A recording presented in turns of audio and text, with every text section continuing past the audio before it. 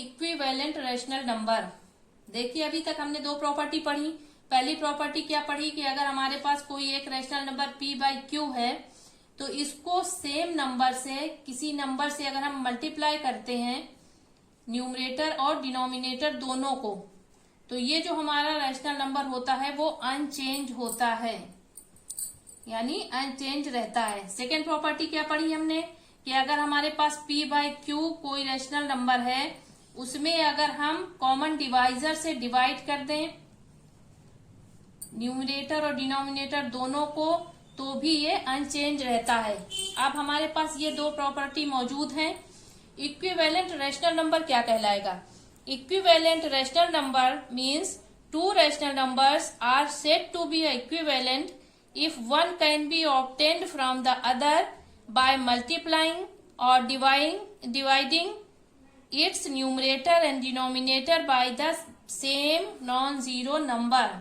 यानी कि एग्जाम्पल देखिए, अगर हमारे पास कोई 3/4 रैशनल नंबर है, अभी हमने क्या कहा कि इसको और अदर दूसरे नंबर को इक्विवेलेंट तब कहेंगे जब हम इस नंबर में किसी नंबर को मल्टीप्लाई कर दें, सेम नंबर से न्यूमरेटर और डिनोमिनेटर में मल्टीप्लाई करें। मल्टीप्लाई करिए 3 4 जा और 4 4 जा, क्या आया? 3 4 जा 12, 4 4 जा 16। यहाँ पर हमने क्या किया, न्यूमरेटर और डिनोमिनेटर में सेम नंबर से मल्टीप्लाई किया, यानी कि अब जो 12/16 मिला वो 3/4 के इक्विवेलेंट होगा, यानी ये दोनों इक्विवेलेंट होंगे। अब हम 3/4 में किसी और नंबर से मल्टीप्लाई करें, मान लीजिए 3/4 मल्टीप्लाइड बाई 2, 3 2 जा 6, 4 2 जा 8, तो 6/8 भी 3/4 का इक्विवेलेंट होगा। इसी तरह से अगर हम डिवाइड कर लें, मान लीजिए कि हमारे पास कोई नंबर है 3/9।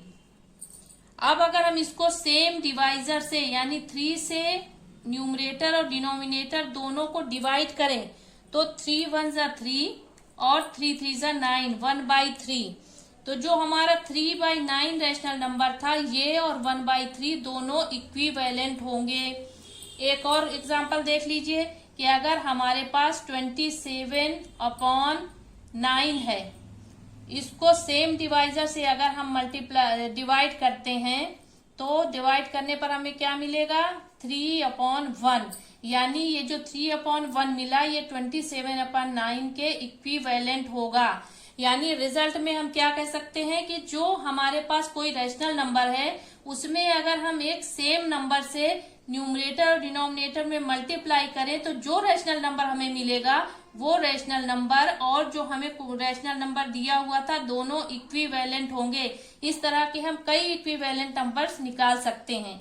इसी तरह से अगर हम किसी रैशनल नंबर में सेम नंबर से यानी कि कॉमन डिवाइजर से डिवाइड करते हैं, डिवाइड करने के बाद हमें जो नंबर मिलता है वो दोनों नंबर भी इक्विवेलेंट नंबर होंगे।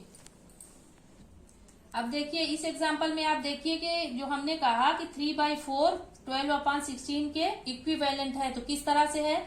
अब हम 12/16 को कैंसिल करेंगे, दोनों को 4 से कैंसिल कीजिए, 4 3 जा 6, 4 3 जा 12 और 4 4 जा 16, क्या मिल गया? 3/4। यानी जो हमने रैशनल नंबर लिया था, जो रैशनल नंबर हम लेकर चल रहे थे, वापस हमें वही रैशनल नंबर मिल गया, यानी ये दोनों नंबर आपस में इक्विवेलेंट है। अब देखेंगे standard form of a rational number. Standard form किसे कहते हैं? A rational number of p/q is said to be a standard form if q is positive and p and q have no common divisor other than 1। यानी कि कोई भी जो हमारा rational number है वो स्टैंडर्ड फॉर्म में कहलाएगा अगर डिनोमिनेटर और न्यूमरेटर का कॉमन डिवाइजर 1 हो। फॉर एग्जाम्पल एक रैशनल नंबर लेते हैं 22/-55। अब सबसे पहले इसमें देखिए डिनोमिनेटर जो है वो नेगेटिव है, इसको पॉजिटिव बनाने के लिए क्या करेंगे? -1 से ऊपर नीचे मल्टीप्लाई कर देंगे। अभी आपने प्रॉपर्टी में क्या पढ़ा था कि अगर हम किसी सेम नंबर से न्यूमरेटर और डिनोमिनेटर को मल्टीप्लाई करते हैं, तो जो हमारा रैशनल नंबर होता है वो अनचेंज होता है। तो यहाँ पर हमने -1 सेम नंबर ले लिया जिससे दोनों को मल्टीप्लाई कर दिया।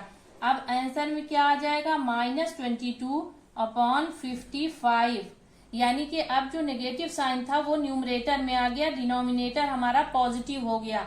क्यों, स्टैंडर्ड फॉर्म में यही कह रहा है कि Q पॉजिटिव होना चाहिए, तो पहले हमने Q को पॉजिटिव बना लिया।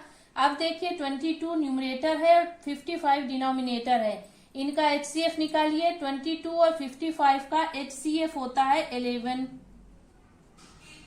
दोनों का HCF हो गया 11, यानी 11 हो गया कॉमन डिवाइजर। अब इससे आप इसको डिवाइड कीजिए, तो -22 divided by 11 upon 55 divided by 11 is equal to -2/5।